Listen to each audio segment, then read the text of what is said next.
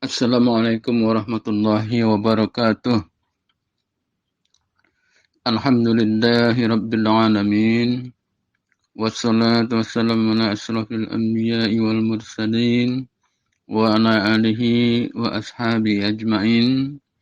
Imamil muttaqin wa qaidil mujahidin. Habibina wa nabiyyina Muhammadin wa ansarihi wa junudihi wa man tabi'ahum bi ihsanin illa yaumiddin. Amma ba'd. Saudara-saudara sekalian yang dirahmati Allah, marilah tidak bosan-bosannya kita memanjatkan puji dan syukur kehadirat Allah Subhanahu wa taala. Serta kita sampaikan selawat beriring salam kepada Rasulullah sallallahu alaihi wasallam. Saudara-saudaraku yang dirahmati Allah, kali ini kita akan melanjutkan kajian kita yang masih terkait dengan warna tasawuf atau sufi. Judulnya adalah pentingnya sikap mahabbatullah.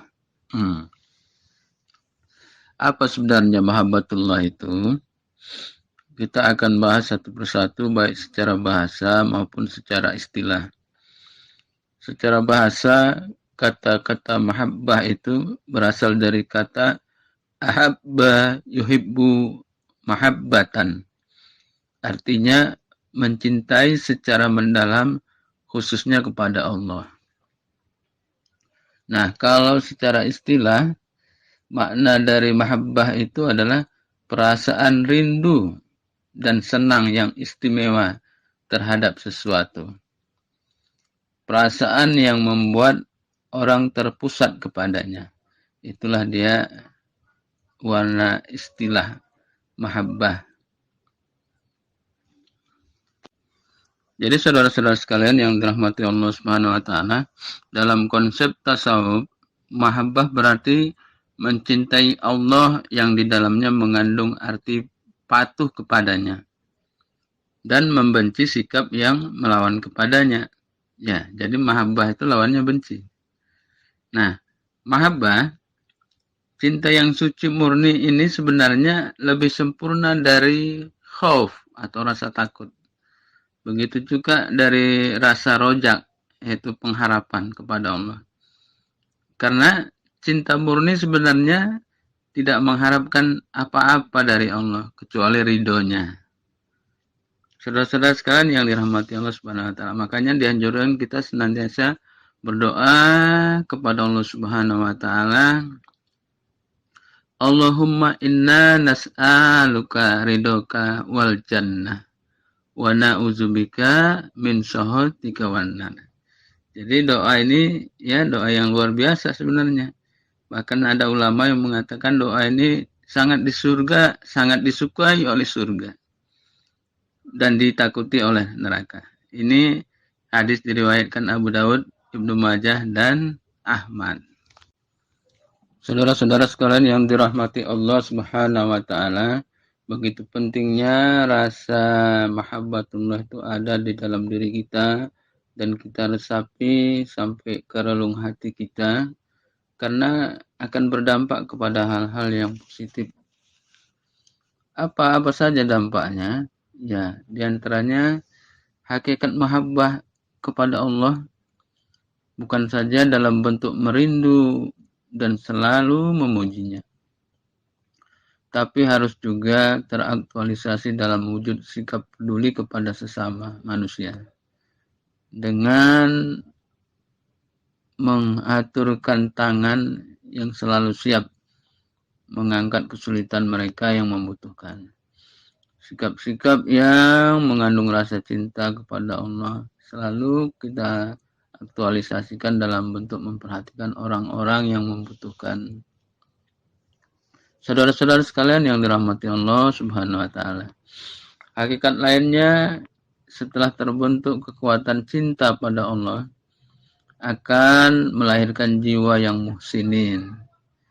Kita senantiasa bisa berbuat baik terhadap orang lain. Jadi bukan jiwa muhsinin saja yang terbentuk. Yang bentuk lainnya adalah muttaqin, orang-orang yang bertakwa. Di samping kita terwujud rasa takwa, kita akan melahirkan orang-orang juga yang muttaqin. Yang lainnya adalah al-muqsitin, orang-orang yang adil.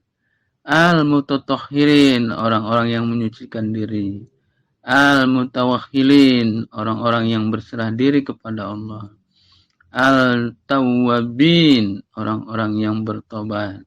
Dan orang-orang yang berjihad dalam bentuk shaf yang rapi akan bisa lahir dari orang-orang yang punya mahabbatullah yang tinggi kepada Allah Subhanahu wa taala. Dan yang terakhir adalah as-sabirin, orang-orang yang penyabar. Saudara-saudara sekalian yang dirahmati Allah Subhanahu wa taala, di dalam Al-Qur'an pun sebenarnya ada dalil yang terkait dengan mahabbatullah ini. Bismillahirrahmanirrahim. Wa minan nasi man yattakhizu min dunillahi andada yuhibbunahum ka hubbillah walladzina amanu ashaddu hubban lillah walau yaral ladzina zalamu id yarawnal adab annal quwwata lillahi jami'an wa innallaha syadidul adab. Dan di antara manusia ada orang-orang yang menyembah Tuhan selain Allah sebagai tandingan yang mereka mencintai seperti mencintai Allah. Adapun orang-orang yang beriman sangat besarlah cintanya kepada Allah. Sekiranya orang yang berbuat zalim itu melihat ketika mereka melihat azab pada hari kiamat bahwa kekuatan itu semua milik Allah dan Allah sangat berat siksanya. Jadi saudara-saudara sekalian, di antara manusia, baik zaman dahulu maupun zaman sekarang ini, di zaman now ini, ada yang menganggap bahwa di samping Allah ada lagi sesembahan yang diagungkan dan dicintai sama dengan mengagungkan dan mencintai Allah. Seperti berhala, bisa juga pemimpin-pemimpin, arwah nenek moyang, dan lain-lain sebagainya. Bahkan di zaman sekarang ini, di mana IT begitu sepertinya, wah begitu. Sampai-sampai ada orang yang menganggap itu seperti sesuatu yang harus diagung-agungkan. Ini dia yang salah. Itulah kenapa kita angkat surat Al-Baqarah ayat 165 ini. Karena diinformasikan di sana ada orang-orang yang membuat tanding-tandingan, membuat andat selain Allah. Sementara posisi orang beriman adalah asyaddu hubban lillah, amat sangat cintanya kepada Allah. Saudara-saudara sekalian, maka sangat pentinglah kita mengetahui maratibul mahabbah ini. Ada urutan tentang cinta. Ya, jadi jangan salah menempatkannya. Yang pertama harusnya adalah at-tatayyum. Kecintaan ini atau jatuh cinta sepenuh hati yang totalitas itu kecintaan yang tertinggi. Penuh penghambaan dalam bentuk nilai ibadah ini hanya kepada Allah Subhanahu wa taala. Seperti informasi di Quran surat 6 ayat 162. Katakanlah, sesungguhnya salatku, ibadahku, hidupku dan matiku hanyalah untuk Allah Tuhan semesta alam. Urutan kedua adalah al-isku, kecintaan atau kemesraan yang penuh giroh atau semangat. Ini ditujukan kepada Rasul Sallallahu Alaihi Wasallam. Diwujudkan dalam bentuk ittiba, mengikuti kepadanya. Sebagaimana informasi di Quran surat 3 ayat 31. Katakanlah, jika kamu benar-benar mencintai Allah, ikutilah aku. Niscaya Allah akan mengasihi dan menghapus dosa-dosamu. Allah Maha Pengampun lagi Maha Penyayang. Urutan ketiga adalah asyauku, kecintaan yang berupa kerinduan ditujukan kepada sesama orang beriman atau al-mu'min. Jadi bentuknya adalah rahmatan mawaddah, kasih sayang, keakraban, keramahan, persahabatan. Nah, itu sesama orang beriman. Karena ada hadis yang menginformasikan seorang mukmin terhadap mukmin yang lain ibarat sebuah bangunan, ya, yang sebaiknya sama-sama mengokohkan di antaranya. Urutan cinta berikutnya adalah as-sobabah, yaitu kecintaan berupa rasa empati. Ini ditujukan kepada sesama muslim dalam bentuk al-ukhuwah, rasa persaudaraan. Rasulullah bersabda, seorang muslim adalah saudara bagi muslim lainnya. Ia tidak menzolimi dan tidak mengerahkan kepada musuhnya. Urutan berikutnya adalah al-aftu, kecintaan berupa perasaan simpati. Perasaan seperti ini kepada sesama manusia, sesama insan, ya. Jadi bentuknya bentuk dakwah, kita mengajak orang kepada Allah Subhanahu wa taala. Informasi di Quran surat 16 ayat 125. Ad'u ila sabili rabbika bil hikmah wal mau'izatul hasanah wajadilhum billati ya ahsan.